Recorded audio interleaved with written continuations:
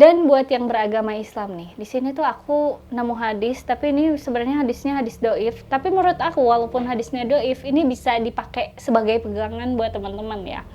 Di sini dibilang kalau sebuah hadis dari Ibnu Abbas dengan status mauquf marfu, barang siapa yang jatuh cinta lalu ia menahannya dan menyembunyikan rasa cintanya sampai ia mati, maka ia mati dalam keadaan mati syahid. Makna hadis ini menurut Ibnu Katsir, seseorang yang jatuh cinta tapi tidak bisa memilihnya dan tidak mampu memilikinya, lalu ia bersabar dan menahan dari perbuatan tercela, kemudian meninggal karena sebab tidak sanggup menahan rasa cintanya, maka dia akan mendapatkan pahala yang banyak. Jika hadis ini sahih, maka yang meninggal karena itu akan mendapatkan pahala mati syahid. Lagi viral nih, ada seorang tiktokers yang diselingkuhin sama suaminya. Kira-kira gimana sih pandangannya? Yuk kita sharing yuk. Langsung aja, jangan di skip, tonton videonya. Ini cuma ada di Cerita Bunda.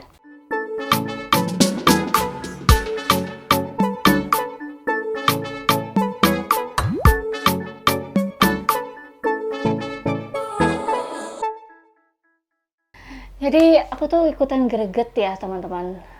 Sebenarnya aku tuh pengen bikin konten tentang perselingkuhan ini tuh udah lama ya. Dari sejak beberapa artis yang viral ya. Dulu tuh beberapa bulan sebelumnya ada artis yang viral mengenai masalah selingkuh. Terus ada lagi selebgram, dan sekarang itu ada tiktokers, dia juga sama diselingkuhin. Dan aku nggak habis pikir ya gimana kalau jadi dia. Aduh, udah pasti sedih banget, udah pasti stres banget ya. Dan udah gitu ketika aku ngeliat beberapa selebgram atau artis yang diselingkuhin, di beranda aku tuh malah muncul lagi, apalagi di TikTok ya. Itu selalu muncul banyak cerita-cerita tentang perselingkuhan yang menurut aku masuk akal gitu, tapi entah itu bikinnya tuh memang asli buatan dia, terus pengalaman dia pribadi, atau memang dibuat-buat dia nulis biar si followersnya tuh naik gitu, aku juga nggak ngerti. Tapi ya ceritanya tuh hampir-hampir mirip gitu, kayak jadi ada pasang suami istri, terus dia punya anak, terus nggak lama setelah nikah berapa tahun suaminya selingkuh gitu, karena macam-macam. Ada yang memang suaminya selingkuh tuh karena emang ribut terus sama istrinya. Ada yang sebenarnya tuh baik-baik aja gitu, suami istri tuh baik-baik aja, bahkan ya nggak pernah ribut, tapi tiba-tiba si suaminya tuh nikah lagi gitu, ketahuannya tuh udah nikah lagi sama perempuan lain gitu. Nah di situ tuh istrinya benar-benar kayak insecure, terus kayak dia nggak bisa ngapa-ngapain, dia merasa gak berdaya banget gitu ya sebagai perempuan. Terus dia merasa gue tuh kurangnya apa sih sebenarnya, kayak gitu. Ada yang kayak gitu. Ada juga yang suami istri lalu dia punya anak, setelah menikah beberapa tahun si suaminya itu CLBK gitu ya sama mantannya yang lama gitu ya. Jadi si suaminya itu punya pacar waktu SMA atau waktu masa-masa remaja dia, dan itu gak terrealisasikan sampai nikah, artinya putus di tengah jalan. Nah terus pas dia udah punya pasangan masing-masing nih, si cewek dan cowoknya ini punya pasangan masing-masing, malah jadi selingkuh gitu, balikan lagi si LBK, padahal mereka punya pasangan masing-masing. Ada juga yang kayak gitu, dan masih banyak lagi cerita-cerita yang menurut aku, oh ternyata seperti ini ya dunia pernikahan. Karena dulu tuh aku mikirnya kayak ya udah biasa aja, dunia pernikahan tuh ya kayak sebatas nikah terus punya anak, terus ya udah sampai kakek nenek udah selesai, happy ending gitu kan. Ternyata nggak semudah itu teman-teman. Ternyata di balik pernikahan juga banyak konflik-konflik yang akan berdatangan. Makanya sekarang karena media sosial itu udah terbuka sekali ya, banyak wanita yang nggak mau nikah gitu. Dan dulu tuh aku mikirnya kayak masa sih, kayaknya nggak mungkin deh gitu. Mungkin itu orang-orang yang cuman di medsos ya ngomong-ngomong doang gitu, ternyata enggak gitu. Nah ternyata pas aku masuk ke dunia kerja, ternyata ada loh, ternyata banyak teman-teman aku yang umurnya tuh udah, mohon maaf ya, udah di atas 50 gitu, tapi mereka tuh belum nikah sama sekali. Dan memang mereka nggak pengen nikah. Waktu aku kerja banyak sekali kasus-kasus yang aku tuh belajar dari mereka. Banyak yang cerai dan entah karena apa ya, aku juga nggak mau kepo. Cuman seliwer-seliwerannya tuh karena ya ada pertengkaran karena anak gitu ya, terus ketidakcocokan, ketidaksepahaman. Yang seperti itu tuh memang harus kita rundingkan ya teman-teman. Jadi suami istri tuh memang nggak pernah sependapat, tapi memang harus sepakat gitu ya. Walaupun kita nggak sependapat, maunya seperti apa. Apalagi kalau misalnya sudah punya anak teman-teman. Ini pengalaman aku sendiri nih ya. Aku tuh kemarin baru aja nonton film Baby Blues. Jadi pas aku nonton itu, oh iya ya, ternyata relate juga sama kehidupan aku setelah menikah. Nah, setelah menikah ya, apalagi pas punya anak, itu tuh kehidupannya berubah 180 derajat. Dimana wanita yang baru melahirkan itu tuh merasa insecure. Badannya tuh jadi berbeda dari waktu masih gadis, sering begadang ya. Kita pengen sedih aja tuh kayaknya nggak bisa sedih karena ada anak gitu ya. Baru mau sedih aja kayaknya anak kita udah nangis, udah minta disusuin gitu ya. Jadi ya nggak ada waktu buat sedih gitu ya, gimana nggak stres ya, kita nggak bisa melampiaskan apa yang kita rasakan. Kalau suaminya nggak support sama sekali, itu kok kasihan banget beneran deh. Kalau suaminya bener-bener nggak support sama sekali, cuek, apalagi nggak peka gitu ya dengan keadaan si istri yang hormonnya itu berubah-ubah ketika punya anak, ya akan hancur rumah tangganya. Kembali lagi nih ya di masalah perselingkuhan yang tadi. Jadi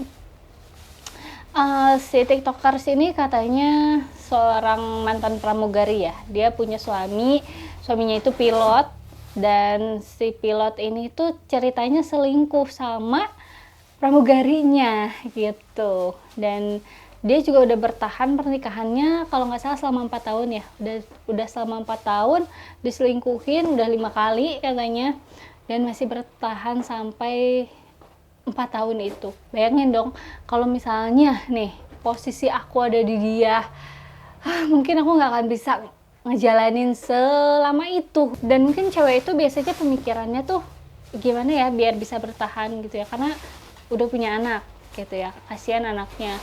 Mereka tuh nggak mau kalau anaknya itu tuh nanti jadi terlantar dan kurang kasih sayang. Karena pasangan yang bercerai tentu aja ada luka batin di anaknya gitu, entah anaknya kurang kasih sayang atau bagaimanapun lah gitu ya. Anak-anak pasti ngelihat, dan anak-anak pasti punya rasa cemburu sama orang lain, dimana kalau orang lain tuh ngelihat ibu bapaknya yang wah enak banget ya, jadi dia ibu bapaknya tuh baik, perhatian gitu ya, kalau misalnya di rumah tuh selalu nemenin belajar, sedangkan dia enggak kayak gitu. Itu bisa jadi inner child yang buruk buat anak kita.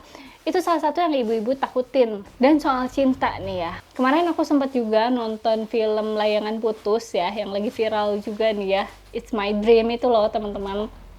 Dari situ aku belajar kalau cinta tuh memang nggak mengenal usia, nggak mengenal waktu ya, dan nggak mengenal tempat gitu. Jadi cinta itu nggak bisa disalahin. Oke, cinta itu memang nggak perlu disalahin. Misalnya suami istri itu, si suaminya punya masa lalu, istrinya punya masa lalu. Si suaminya punya masa lalu yang misalnya tuh dia suka sama orang lain gitu ya, waktu dia tuh masih ABG misalnya gitu. Terus sampai dewasa, sampai dia udah menikah, dia masih suka sama si orang itu yang ABG itu misalnya, yang pas dia ABG itu kan memang nggak bisa dihilangkan misalnya. Tapi kan secara logika, mainlah secara logika ya, kita tuh udah berpasang-pasangan dan kita udah memilih jalan hidup kita udah memilih pasangan kita. Apakah kita nggak kasihan sama pasangan kita? Gimana nanti kalau misalnya kita bakal memilih yang lain, pasangan kita bakalan jadi korban. Jadi gimana nih buat teman-teman yang takut diselingkuhin sama pasangannya, atau buat teman-teman nih yang memang lagi merasa oh iya ya aku tuh dulu tuh suka sama dia dan sekarang tuh kayaknya dia kelihatannya lebih keren ya, dan teman-teman tuh nggak bisa merealisasikan apa yang teman-teman mau, akhirnya teman-teman jadi selingkuh gitu ya. Teman-teman harus lakuin tips ini. Yang pertama ya, jangan dikasih kesempatan. Jadi setiap orang tuh kan punya kesempatan masing-masing, setiap orang punya peluang gitu ya. Makanya kalau misalnya teman-teman udah berpasang-pasangan, janganlah kasih peluang apapun itu buat pasangannya selingkuh gitu. Lakukan pillow talks atau quality time dengan pasangan teman-teman gitu ya.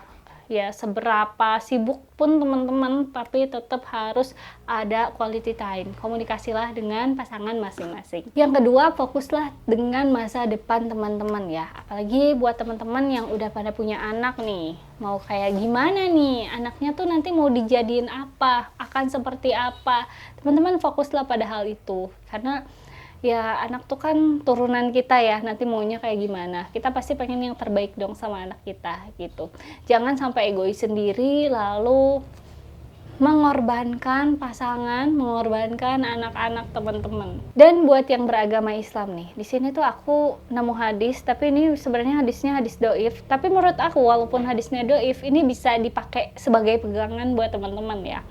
Di sini dibilang kalau sebuah hadis dari Ibnu Abbas dengan status mauquf marfu, barang siapa yang jatuh cinta lalu ia menahannya dan menjembunyikan rasa cintanya sampai ia mati, maka ia mati dalam keadaan mati syahid.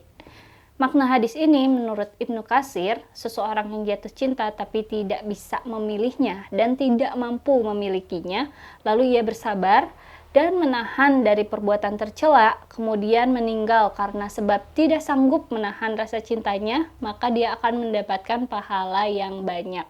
Jika hadis ini sahih, maka yang meninggal karena itu akan mendapatkan pahala mati syahid. Nah, itu walaupun hadisnya doif, menurut aku itu bisa dijadiin pegangan buat teman-teman ya, apalagi buat teman-teman yang beragama Islam gitu ya.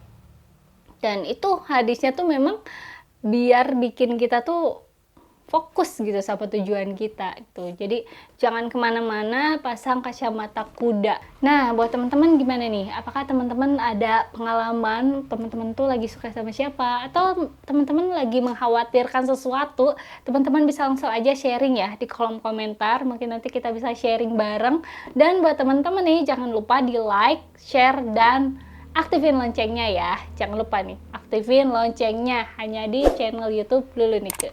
Sampai jumpa, semoga bermanfaat.